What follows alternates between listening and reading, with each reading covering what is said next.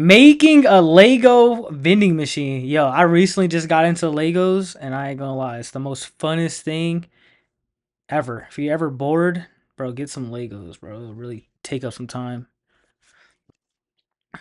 But yeah, piece by piece. Bro, that would be cool. Imagine, like, I'm gonna start doing some Lego content. Start just filming all my Lego builds. Okay, piece by piece, brick by brick, like Franklin said. What, we got the Sprite in there. That's Sprite right there.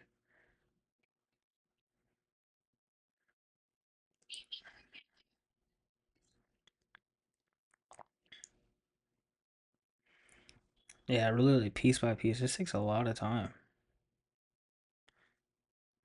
And finished.